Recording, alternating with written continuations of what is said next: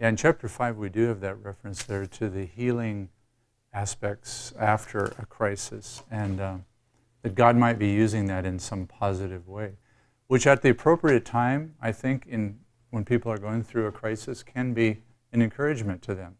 When we're all involved in a crisis, it's very hard to see beyond the immediate losses that we're experiencing.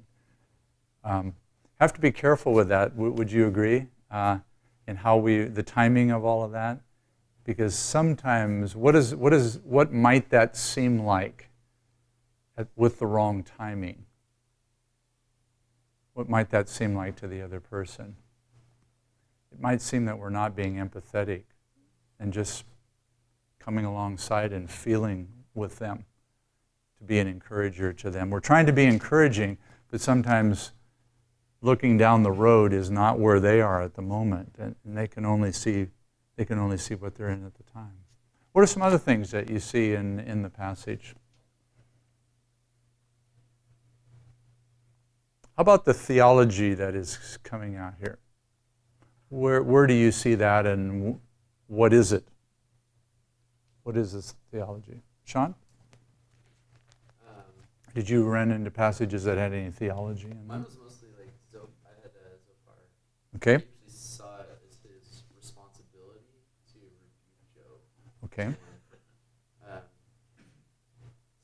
correct, it seemed like correct his wisdom thinking toward the theology that's, I think, commonly Right. corrected here. So. Yeah. So yours would be more of a practical thing, that this guy felt he was called by God to go and reprimand him. For his own good, probably. Yeah, exactly. Yeah, for his own good. How about anyone else came up with some theology here that is guiding their actions, guiding their words? Okay, Zach? I looked at Bildad, and it's definitely a theology of retribution, basically. Explain, so we all know what retribution is. Well, like Bildad, it seems like he uses very cosmic, eternal sort of terms, and just talks about how the wicked will be obliterated, just wiped out eternally, its candle will be snuffed out, and just in an eternal, sense, really, he makes it clear that the wicked are dealt with.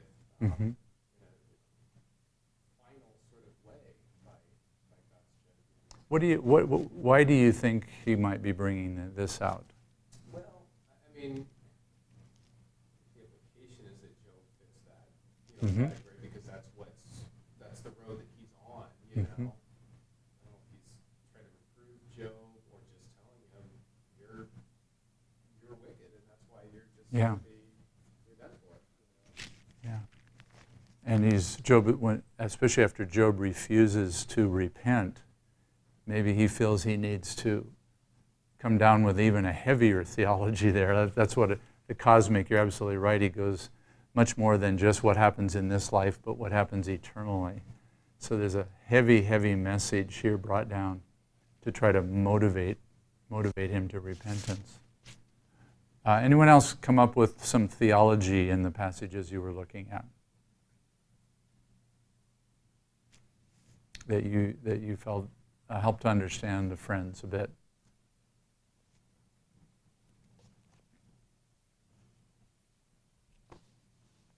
How about any more practices? Any things that you feel were detrimental on the one hand, or on the one hand might be helpful?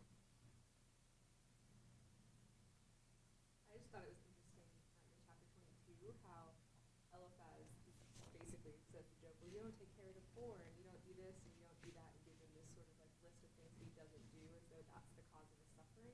Mm-hmm. But then when you look back at Job chapter 4, like the same guy had earlier been saying, you take care of other people, like you help other people. Yeah. So it was interesting that as the suffering progressed, and it went from, you do some good things, to, well, maybe you're not doing enough or something like that. Yeah. And later on, the charges are very specific also of what he might have done in disobedience to God, his sins and so forth. it seems to me one pattern that we see throughout the progress of this dialogue between Job and his friends is an increasing of intensity here. That at first, the statements by all three of them, the first round, and I think you all know what I mean by the first round, would be the earlier dialogue between Job and his friends. The earlier dialogue is more general. It is not getting into real specifics. But later on, his friends are accusing him of specific things he probably did. They have no way of knowing for sure, but things that he probably did. And then I forget which of the men do this, but they even go beyond that. His friends go beyond that. What do they charge regarding the area of sin? Maybe even his children have sinned and are guilty of things, and this is why the house fell on them. I don't know about you, but that is talk about trying to comfort someone, and now you're accusing his children of being sinners, and that's why they're dead. That's about as callous as you can get in the situation. So I think this intensity is increasing. Why do you think there's an intensity increasing through the whole dialogue from beginning to end? What's going on here in the relationship between Job and his friends? Yeah, absolutely. Frustrated because of what? Or why? They're not getting through to each other. Yeah. They're speaking past one another. And what's getting in the way, for the most part? Their theologies. Well, actually, the theology of the friends is their biggest hindrance, is their biggest barrier. But Job now knows that something has happened in his life that contradicts what he thought should happen. So even his theology is a bit in a turmoil. But the fact that they're not getting through to one another, as Howard has said, and they're not convincing one another of their points of view, it actually becomes a battle as to who can be right here, who's going to be right and who's going to be wrong. And I think as we move toward the later parts of this dialogue, there's no longer any comforting at all going on. There's a one-upsmanship. There's a desire to kind of prove that your theology is right and another person's theology is wrong. You know, in church ministry, how easy it is sometimes when you're supposed to be ministering to people to get frustrated with them and to kind of beat them over the head with some point. I'm not saying that you do that, or hopefully I don't do that, but when we know right theology and we just can't get it across, it can be very frustrating at times. This is why the quality of mercy and patience is so important, because people are not always going to get it. They're not always going to understand. And Job's friends here, just this increasing intensity seems to be because they're frustrated. They can't get their point of view across. Other things that you ran across, specifics, especially maybe by way of things that they did that were not encouraging or not helpful. Maybe some that were. Did you run across any that were encouraging or were helpful?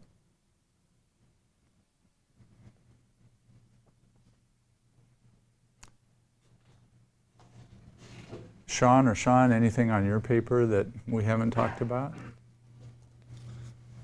Zophar talks about Job being able to be restored and essentially put everything behind him. Okay. But it's kind of like if he repents. Yeah, if he repents, yeah. But their desire is that Job would be able to move on and be restored before God. And even like he says, you will remember it as waters that have passed away. So like, it's kind of. I mean, Job says that. No, Zophar says. Oh, so far, yeah. Almost like it was like no big deal. Yeah. It would just pass over you. Yeah. Once you're restored. Yeah. Exactly. Good point. Mike, did you come up with anything that we haven't talked about here? The authority that he was using for his argument, and it was the prior generations. Uh-huh. Past history and earlier generations, yeah. Yeah, that's interesting basis for their arguments. Remember, this may be at a time when there is not scripture that is available to them as much as just oral teaching, and so their basis in some cases is a dream. If you noticed in Eliphaz's argument, he refers to a dream that he had. Other referred to here are past generations, the history of what some have experienced, and so forth. So a real variety of basis for authority in the passage here about why things happen the way they did. Let me go back to a little bit of the logic or the way of thinking. And of course, we have seen this before when we looked at simple wisdom in the book of Proverbs, that there's a very simple formula that defines, Zach used the word earlier, retribution theology. Retribution infers when we sin, God disciplines or God brings suffering, but it can also be that God rewards those who are faithful to Him. God blesses the good or rewards the good, and He brings suffering to sinners. Job, we see you suffering, and therefore the conclusion would be that you must be a sinner. This seems to be the heart of the theology there, even though there are various ways of saying this. And so their only recommendation to him, they're stuck, their record is stuck on this point, that you need to repent. And when Job doesn't repent, as Howard said earlier, there's a frustration level here with them because they don't believe that they're getting through. And so the intensity of the discussion is increasing here because Job doesn't agree with their theology, or at least in his case, doesn't agree that he has done something like this. Frank? I just think of like an analogy of this situation, because I've been thinking, what's the motivation behind his friends? I mean, it's not their business. They came to help. They want to help. Yeah. It's like a doctor. They have a medicine. They have a patient, and they think this medicine can cure this patient. Yep. But the patient refuses to take medicine. Yeah. So they just keep pushing and pushing. Yeah. Doctor can, just take this medicine and repent, and you should be fine. And they That's genuinely right. believe. Right. But I just think that's very similar to what happens here. Yeah. Or let me throw in another scenario. A doctor who gives a patient the wrong medicine. And they are taking it, but it's not doing any good. Now this kind of gets to be a bizarre illustration. But a doctor who has such an ego that he thinks he's got to be right. That this must be right, but it's not working. Something's not working. So there's a real barrier here between Job and his friends, and that barrier, I think, leads to the frustration on both of their parts. And I want to talk about how this becomes a barrier in their ministry. Just a few things on the screen here. Even with the best of intentions, what led to their insensitive and their unfair treatment of Job was a limited theology. And this is a part of the purpose of the book of Job. You'll remember we distinguish between simple wisdom and complex wisdom. Proverbs, per se, does not answer this problem of why do righteous people sometimes suffer. And so there's a need for a story like Job and the theology of Job to break us free, and this was the problem of the friends. They were insensitive to him because their theology was limited. I would not call it a wrong theology per se, but an incomplete theology. And here's where we can become guilty as trained Talbot students who really know our Bibles and we know our theology is when we begin to put God into a box. And we say, this is the only way that God can operate. This is the only acceptable theology that explains things. Now, I'm not saying that there's not a time to be dogmatic and to hold on to a very tight theology in certain areas.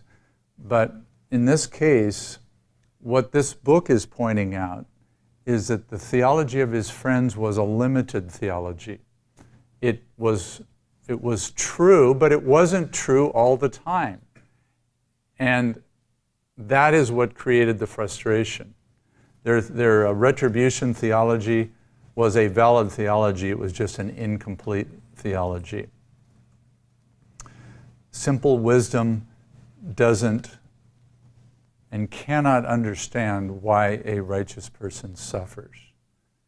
But complex wisdom helps to fill in the possibility, at least, that God may be a God greater than our situation. He may be doing bigger things than we think, or than we are aware of in life. Now, I put down a few of my own observations in the passage, and these are certainly not all that's there. In fact, you all, I'm sure, brought out even more than the things that were brought up here in discussion.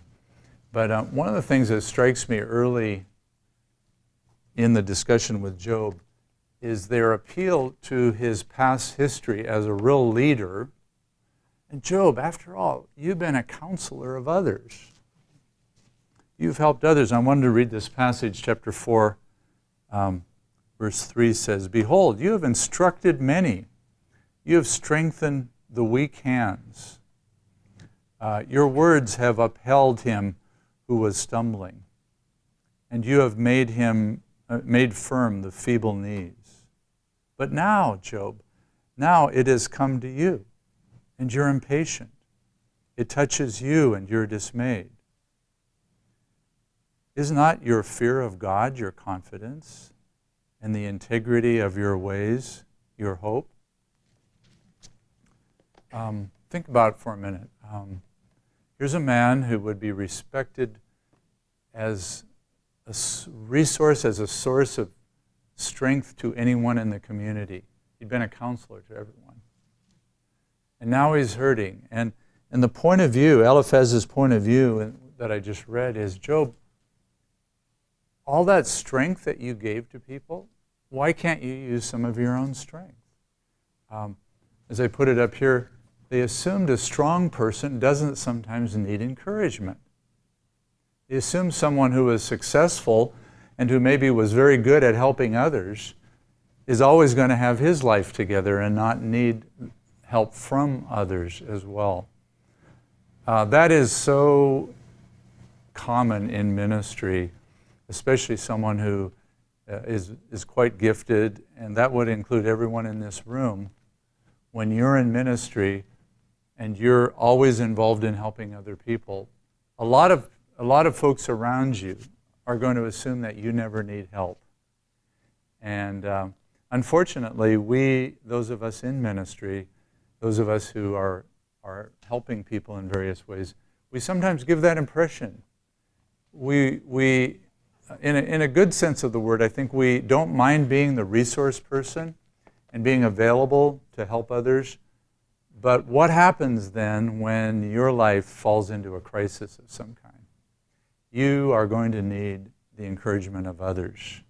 And that's why I appreciate leaders who most of the time are able to reach out and to help others, but also who share their vulnerability and are honest at times when they're struggling and are willing to share the times in their life, maybe not with the whole congregation, maybe not with large groups of people, but they might share it with a few trusted friends, that I really need your help. I really need your encouragement here. All of us need encouragement. And one of the wrong assumptions I think Job's friends made, in this case Eliphaz, is that if you're a leader and if you're strong for others, that you don't need that. Not true. Not true. So, translating this into those leaders that you work with, and probably all of you work with a pastor or someone in a leadership role, be sensitive to some needs that he or she might have also, because that can easily happen where a leader can get discouraged. And one of the best things you can do is to come alongside and just be an encouragement, to not take for granted that someone who is strong most of the time will not need your encouragement. That's one of the things I think I see there. Another thing that seems to be happening in the dialogue that goes on, and granted, this is a book that is attempting to teach theology, so we would expect a lot of content here. But the approach of his friends is very much on a factual level. They're presenting a theology to him. And sometimes facts are not what people need the most. Sometimes what is needed the most is compassion. Someone who comes along. Actually, the friends, when they first start out in their relationship, when they come together around Job, they actually do it right at the beginning. They tear their robes. They do the normal cultural things to let Job know that they really care about him. They come and they sit with him. We talked about this last week for 7 days, because it was only appropriate to let the hurting person speak first. And Job didn't say anything, evidently, for 7 days. And so they just sat there with him, which would have been the acceptable thing to do in their cultural setting. They were showing compassion. They weren't saying a word. Maybe it was better before they opened their mouths, because when they finally did open their mouths, of course, we run into this theological conflict that is there. So approaching someone with facts rather than compassion. I'm not saying facts aren't important. They become a part of what we need to communicate in our theology and things. In my marriage, how easy this is, I think especially for a husband to do, to listen to my wife and to realize that sometimes she doesn't need just logical answers, but what she really needs is just somebody who cares. And those of us in life, and I'm one of them, who tend to be a problem solver, my first instinct sometimes if my wife comes to me with something that's frustrated her is, well, did you think of trying this? Immediately to jump to the solution to the problem. And I think she represents what a lot of our people in ministry represent, and that is they just need a listening ear. They just need someone who comes alongside and says, I hear you, and I'm so sorry, and I want to be a strength to you, and I'm just going to be here for you. That is what means the most. Now, there will be a time when good advice is always welcomed and appropriate, but maybe for those of us who learn a lot of good advice in our theology classes and in our ministries, maybe sometimes we're so quick to rush into the good advice that we forget what it is just to be with people. Now, if you have the gift of showing mercy, which I think is a spiritual gift, and there are several other gifts that would relate to this. I think the gift of there's a gift of encouragement, there's a gift of showing mercy mentioned in the New Testament. The gift of exhortation is actually an interesting one, mentioned in the New Testament as a gift that we can come alongside someone and be an encourager in different ways. Then you will have a natural ability, I think, to do this, to really show that you care, to approach people with compassion more than anything. And of course, finally, and this sums up what we said earlier, it isn't that their theology was wrong, but they had placed God and his ways in a box, and the book of Job is trying to break us loose from that. That there are many things about the way God works that are beyond our full understanding, and we need to accept mystery and be willing to have unanswered questions at times. This was frustrating to Job as well as it was to his friends. Well, those are just a few thoughts about, I want to come back to one other thing, but I think right now we'll take a bit of a break. Before we do that, though, I want to make sure that as you looked up some of the verses, that we're not overlooking something that you might have found that's a real gem or a real jewel. Anything else that you came up with as you looked into these passages that was either hurtful or helpful in relation to the ministry of his friends?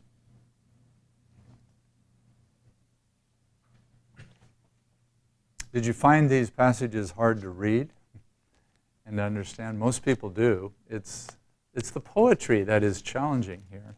The language written in the form of poetry is not what we would expect the normal way that these individuals talked in conversation, but it's been written to teach in poetic form.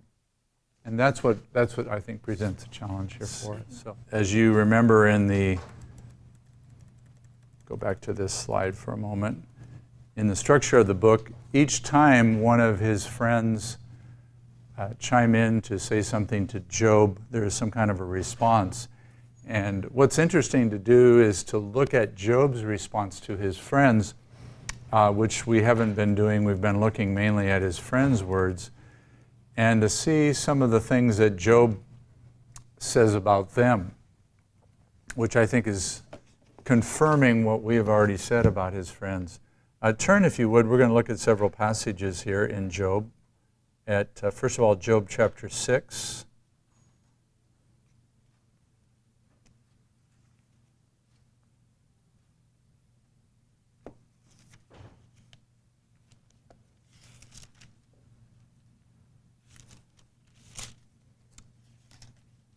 Sean, all the way over there, as both of the Seans look up. Would you be our reader here for just a few passages? Would you read 6:14 to 17? Sure. For the despairing man there should be kindness from his friend, so that he does not forsake the fear of the Almighty. My brothers have acted deceitfully like a wadi, like the torrents of wadis which vanish, which are turbid because of ice, and into which the snow melts. When they become waterless, they are silent. When it is hot, they vanish from their place.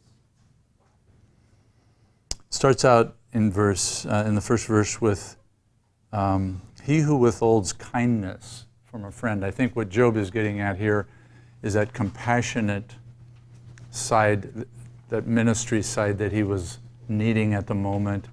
He didn't need more theology. He's already heard enough theology. What he really needs to hear from them is some compassionate. The lack of kindness, the lack of compassion in our words, in our advice, in our counsel can seem to people, and the imagery that you use here is so powerful in that culture, like we are a dried up stream. As many of you know, Israel and all the surrounding areas, wherever Job might have lived, would have been a very hot, dry area. So anytime you could find a stream for refreshment, it was the ultimate of experiences. And a wadi represented, there are many wadis. In fact, I threw in, I think, a picture of what a wadi might have looked like. You see a lot of them in Israel. During a short time each year, when the rains come, these will be streams. But for much of the year, the term wadi is an Arabic term which just means a dried up stream. And Job says to his friends, that's what you're like to me. When I needed encouragement and refreshment and I needed the support, the kindness that only you can give, you became to me like a wadi. You became to me, you're as undependable as a dried up stream. And that's another image I think we have in the idea of the wadi, that every now and then you'll get a rainstorm and you'll be able to find water there, but you can't depend on it. These are friends you simply can't depend on, is what Job would have been saying of them. He also uses the imagery in chapter 13. Sean, if you'll read that one also, 13, 4 and 5, of a physician who is trying to help someone. But you smear with lies, you are all worthless physicians.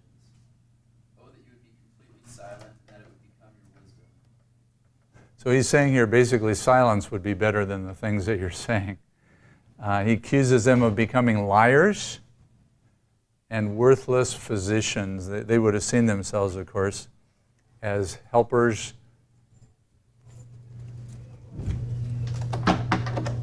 And Job says, you're worthless. You're worthless in what you're doing. And then finally, chapter 16, 4 and 5.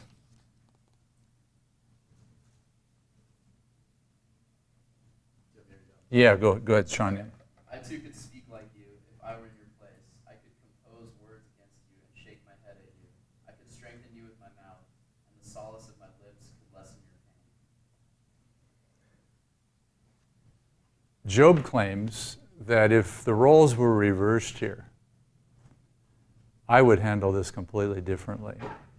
I would be an encourager to you.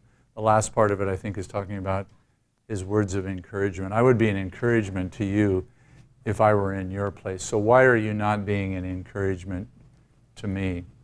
And then chapter 19, Sean, if you read 21, 22. Pity me, O you my friends, for the hand of God has struck me. Why do you persecute me as God does, and are you not satisfied with my flesh?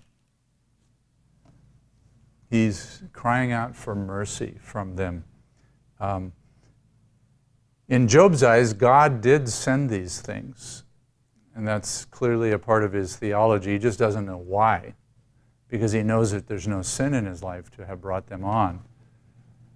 God sent them, so why are you, as my friends, inflicting more hurt on me? And it's really sad, I think, to think about that these well-intentioned friends who actually came to try to alleviate his suffering, Job says that just talking with you increases my suffering, that I'm hurting even more as a result of being with you. I hope our ministries to people aren't like that. We would like to think that we will do the right things at least some of the time that are going to really be an encouragement to them. So the analysis of their words and their actions certainly say enough, but when Job speaks, I think he really helps us to understand that these friends are no help to him, and that in fact they're more hurtful to him in the situation where he's already hurting. Frank? I'm just thinking his friends must be really frustrated. When he's saying these things? Yeah. Yeah. And maybe angry. Yeah, and maybe angry. Yeah, I think there's plenty of evidence here that there's some anger coming out, especially when they begin making charges that are so hurtful, like your kids are dead because they must have sinned. You know, that sounds to me like more than theology. That's vengeance. We're trying to get back at Job in some way. You know, so I would agree. I think Job's friends go with the best of intentions, and then when they hear back from Job, they discover that they're not helping him, but he says they're hurting him, and they would have been very frustrated about that. It goes to show you how wrong theology can really mess you up. It can, probably the place where I have seen this happen, it's interesting, it's on the same issue, is the questions of prosperity theology, and especially when people go through a time of suffering and believe that that has to be connected with sin in some way. Not that other people charge that, like his friends, but that the individual believes this, and they spend a lot of time digging and searching in their life for things that aren't the cause of the problem at all. And I've seen people go through this, the great frustration that wrong theology can bring in life without seeing God accurately in the way that he might be working. And that seems to be what drives this situation, is an incomplete theology leads to a large number of things that are really hurtful in the dialogue. Now I want to go to another friend that we did not know about in the earlier chapters, and is all of a sudden introduced into the story. I say all of a sudden because it's rather a surprising introduction. Chapter 32 to 37, we meet a younger man, and he is truly younger, he says that, named Elihu. He's actually an angry young man by this point. I think that's a good way to describe Elihu. He's angry at Job's friends, and he's angry at Job. He's angry at Job's friends because he doesn't believe they've really made their case that has proven that Job did anything wrong. But he's also angry at Job because he does believe there's a possibility that Job may have sinned. He doesn't as dogmatically say that, but he believes that God may be doing something in Job's life that is a cleansing agent. He doesn't talk about it strongly as retribution theology, but he does believe that Job should be more honest about something, to fess up about something, maybe even an unknown sin that he has. So the anger of this young man comes through both at Job and at his friends. Now, I want to stop just for a minute and talk about structure in the book of Job. And this, I think, takes us to the question of what the present piece of literature that we have in our Bibles that, of course, represents a Hebrew manuscript, the Hebrew scroll of the book of Job. What was it originally, and do we have an indication that it somehow has evolved from an original form? And scholars will debate this. In your reading, Kidner talked a bit about this. In your textbook by Estes, there was some discussion of this. And I think we have good reason to believe that there may have been an earlier story of Job that predated the present writing that we have. So to date the character of Job historically is a little bit easier than to date the actual writing of the wisdom literature called Job. What I mean by that is many would want to place Job's story likely in the patriarchal period.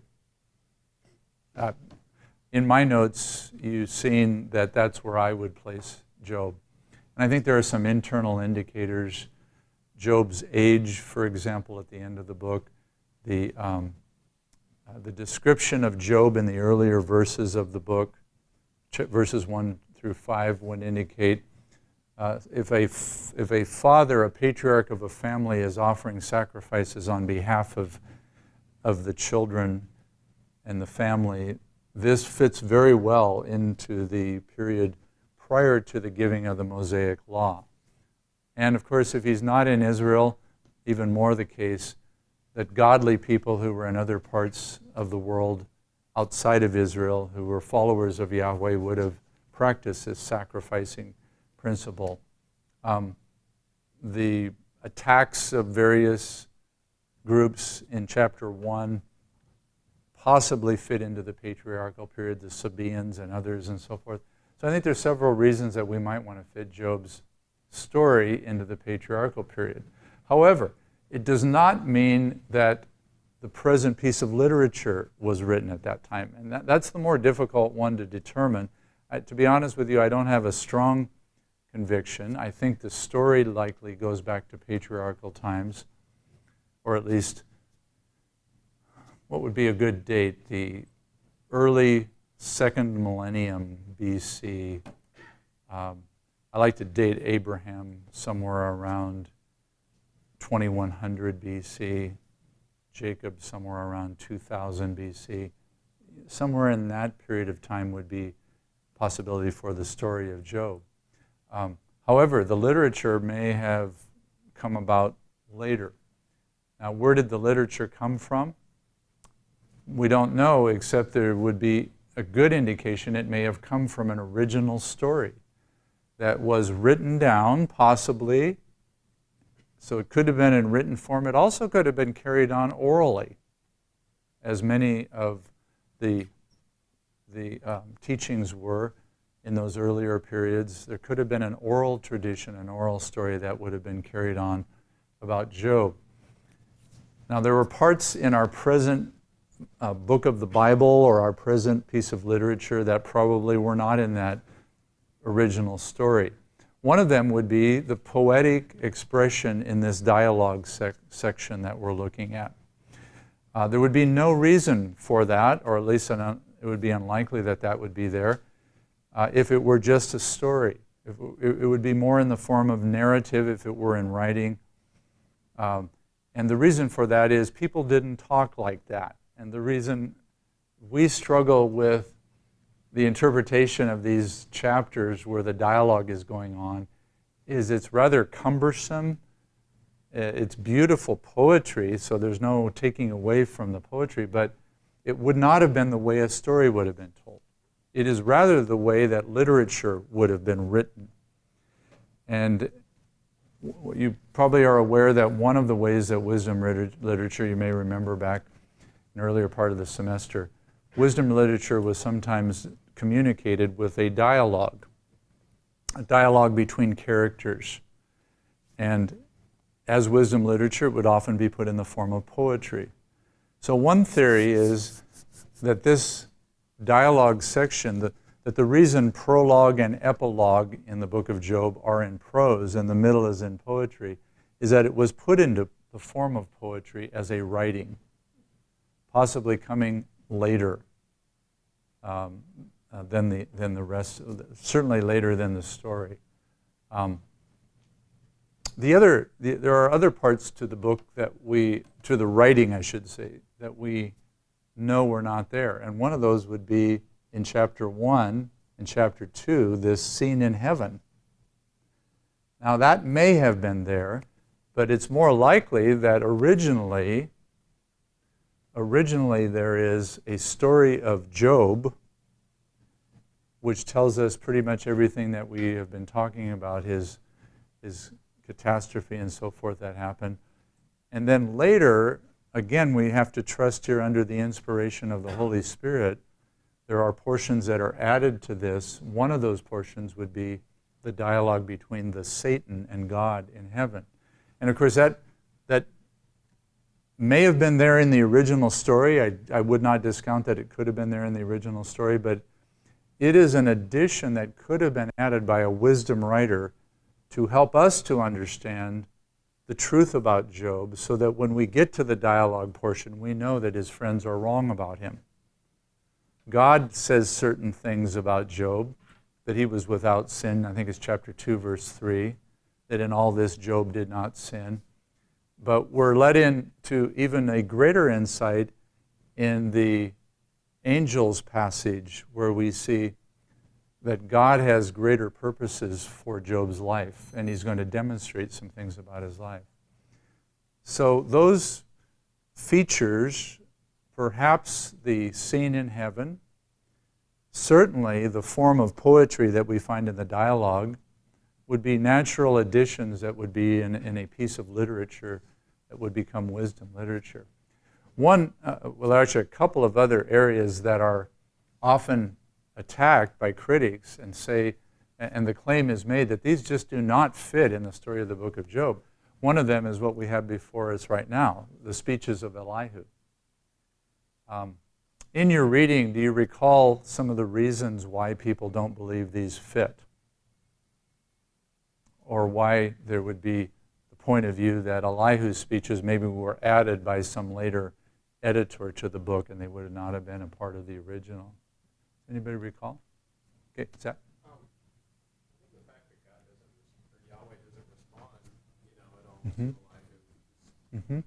kind of, picks up where chapter 31 would have left off. And, Elihu's not introduced at all, previously in the story. Exactly. There's no knowledge of him earlier. There's no introduction of him earlier, where the other friends are all mentioned. And you're absolutely right that Job does not respond in the same way that we have in this pattern of the other part of the book. with the friends. Did you say this, Zach, also that God does not mention Elihu in the epilogue of the book? When God finally speaks, there's not a reference to Elihu. So you can see why the point of view might have come about that Elihu's speeches are some later addition. And there are sometimes reasons given for that. Why would a later wisdom teacher, let's say, want to add Elihu into the story? Well, Elihu is going to try to bring some sense into this very confusing dialogue between Job and his friends. And basically, Elihu is going to say they're both wrong. Both of their points of view are wrong. And so the need or the sense that there needs to be more said here is one of the reasons why Elihu is said to be an interpolation or an addition to the book. I have a theory. Okay. That's why I think, because chapter 31 end up Job saying the final words. Mhm. And if some teacher might find uncomfortable that Job has the final saying, Okay. when all the debate is done, it must be really frustrating, just as Elihu is frustrated. Why all the debates end and Job has the final saying and it ends in this way? It's just uncomfortable. So Well, I really think that there are threads that are left hanging at the end of the dialogue between Job and his three friends. I agree with you. And yes, and that would be a part of the explanation as to why Elihu might be interjected into this story. But the opposite argument can be made too, that maybe Elihu's interjection here, after all, he explains why he wasn't in the earlier dialogue. He's much younger than these men. It was not appropriate for a young man to enter into this dialogue because you always gave deference to elders and you let them speak first. And so Elihu has culturally done exactly what he should do. And perhaps, to use the other side of the argument, Elihu was a part of the original story because things were not resolved to the satisfaction of another wisdom teacher. And someone else needed to speak. Some of the points I want to make here about Elihu would be claims that a later wisdom teacher might have added this, or I would go the other direction, or others have gone the other direction to say, no, this makes every bit of sense as a part of the normal argument of the book because more needed to be said after the Job and his friends have been speaking. So you could go either way on it. Several writers that I really have a lot of respect for structurally who have looked at this Old Testament book have made the case that the Elihu speeches, the Elihu statements fit very well into the book from their point of view and do not seem like an extra addition to it if you look at the logic of what is being said, but also as you look at the fact that Elihu explains why he's speaking up later. The fact that God doesn't reprimand him in the epilogue is not a problem either because Elihu really doesn't do anything wrong or say anything wrong here. He is trying to clarify the problem with both Job and his friends. But he is not subject to the criticism that God is going to give of the three friends. They're later going to be criticized by God, frankly. Yeah, no, I haven't studied this in detail, but I was thinking, way to test this different series is, suppose we take chapter 32 and 37 out of it. Yeah. And just reread it. I briefly did that. It sounds very smooth. You could add it in, and as you said, it fits very well. It corresponding with many things, doesn't see. Mm-hmm. But if we just put chapter 31 and 38 together, it can be right. And it doesn't really change the basic saying of that. Yeah. So I guess that's a lot of reasons about, but I guess there are a lot more things need to be said to set this question, but it's just one. And another way to say what Frank is saying is that Elihu really doesn't add a lot to the argument. He says some things that are clarifying what both sides have done, but he doesn't advance the argument further. And that's why some have felt this is an interpolation. I think that it does serve a purpose here, though some would say that this is not enough of a purpose. And I'm going by some scholars who have talked about the Elihu speeches and the purposes it might serve in the piece of literature. That to take them out is possible to read. It doesn't make a great gap if it's taken out, but it does add something, I think. I want to make some points of what it might add here. First of all, Elihu is angry at Job on the one hand because he's trying to justify himself before God. Elihu isn't necessarily angry at Job because he's taken the position that he's a deep sinner and should confess of his sin, but he's angry as Job, and this is a point I didn't bring up earlier, as Job has become frustrated with the friends, he's also become frustrated with God. Why? Because God is not stepping up to defend him against the false accusation of his friends. And so Elihu here is taking the position that Job has been too strong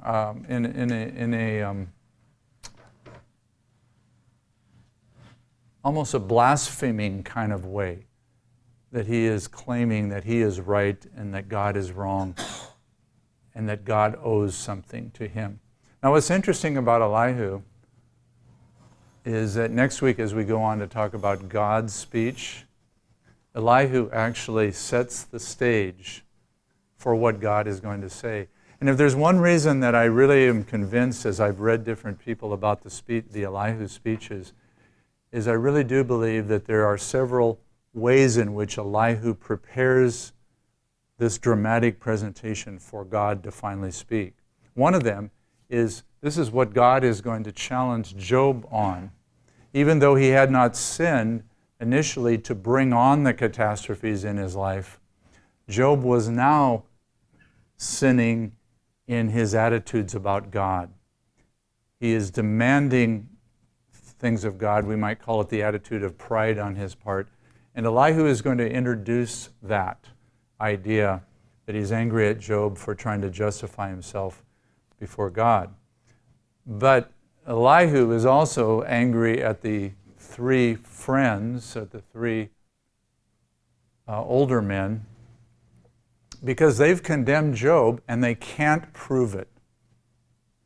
And as you go through all of those charges that are made and all the different things, we come to this conclusion as well, that it has not been established that Job is guilty. And Elihu sees these incessant charges, and I think inferred in this also is there are 3 rounds of discussion that go on, and Elihu, in his attitude, his viewpoint is, you didn't prove it the first time. Why did you go on and intensify all of these charges against Job? You simply didn't make your point. So Elihu has a role in that he is pointing out things about Job and he is pointing out things about the friends that are both going to set the stage, I think, for what God says later. There's one other aspect of it from a dramatic point of view, and this is an interesting one to think about, but in a drama, in the presentation of something that's dramatic, there is a value to waiting for something. And what are they, 5, 6 chapters of Elihu's speeches, we're waiting for God to speak. Now, he's finally going to speak, but this even adds to the suspense. What's God going to say as he steps into this situation? So some have suggested that Elihu's speeches form a great dramatic delay prior to the speech of God. So when God finally speaks, everybody listens.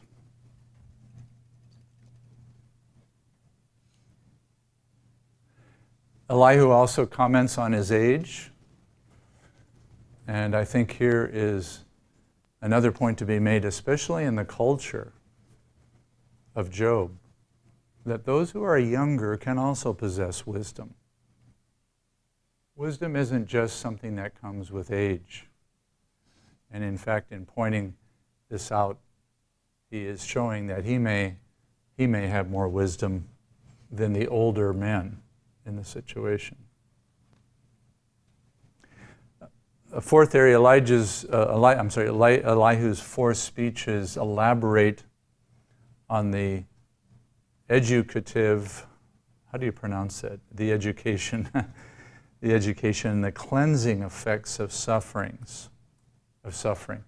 This is what Elihu is going to emphasize, that suffering may have a role in life of he's not speaking here necessarily of sin directly bringing on the suffering, but just suffering in general has a way of educating us, of bringing us back to God, perhaps helping us to examine our priorities, that it has that purpose and that effect. But here's a point that almost all agree with, that when you, in the final analysis, when you read all that he has said, he really doesn't add anything new to the arguments. Because I believe it's Eliphaz, I'd have to go back and look, makes this point about the purpose of suffering before he starts making the greater charges of Job, that suffering has a way of helping us to examine ourselves and to cleanse ourselves, even though he would have become more intense about it. So Elihu is really not saying anything new here, even though he brings this emphasis. Good scholars come down on both sides about the place of the Elihu speeches. Some, as I said earlier, believe they're an intrusion. They were added later to try to resolve some of the theology that is weak. But others, and I would be included, I'm convinced that others have said, no, structurally, the Elihu speeches fit in well, and they actually do serve a purpose of preparing the way for God's speech. The themes that Elihu brings up seem to lead into that. That would be more difficult if it were an intrusion added later, but perhaps a part of the regular story. That would be a normal part of the story. So one other section that I didn't mention earlier, Elihu's speeches are often seen as an addition. Chapter 28 of Job, the creation poem in 28, is so different from the material around it that it sometimes is viewed as an addition to the story of Job that wasn't a part of the original story. But again, good scholars will say, no, this is likely an original story, and it was ultimately transformed into a wisdom writing. And probably the greatest transformation that took place was the placing of the dialogue into poetic form more than anything else. There may have been also, depending on how you view the heavenly scenes in chapters 1 and 2, there may have been the addition of those from an original story. It certainly makes sense why there is poetry prose. It would seem that the poetry now was a natural form for a dialogue to take place between Job and his friends. And the two prose sections would introduce and follow up that wisdom teaching. So I think that I think even the structure of the book just makes a lot of sense if we see it as ultimately becoming a writing using poetry. Yeah, Zach. I haven't read this or come across this, but are there views that that maybe the implementation of the poetic form was like a multi-stage process? Does the language of the poetry section, is it fairly consistent throughout, or are there differences? The language of the poetry section, from everything that I've read, is pretty consistent with the vocabulary and so forth in the beginning and the end. So we don't have a drastic...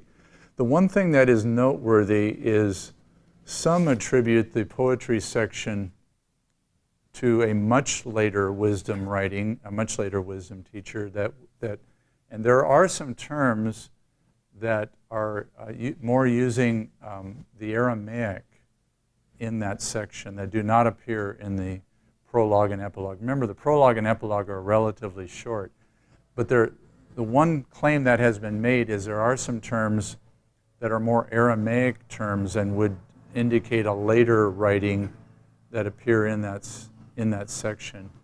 But other than that, I've never heard anyone that argue that there's a clear case made by the vocabulary or even by the structure of the terms that would be a later writing. It's mainly the use of some terms that are more Aramaic. That's why some claim that this part of Job actually follows the whole Old Testament, even into the Persian period, that it was a much later writing. I think most conservative scholars, though, would place it earlier, such as the divided kingdom period or a period like that, right after Solomon's great production of wisdom, that this might have been a story that was taken and developed into a wisdom writing in the period right after Solomon. Something like that. Frank? Yeah, just a theological thing. I don't believe that Aramaism could prove that it's a late writing. I agree with you. Aramaism can be really early, especially considering it's the eastern area, which could have highly possibly been influenced by Aramaic. But there's one thing I found struck to me is that the description of God, especially when the God appeared in a suffering saint.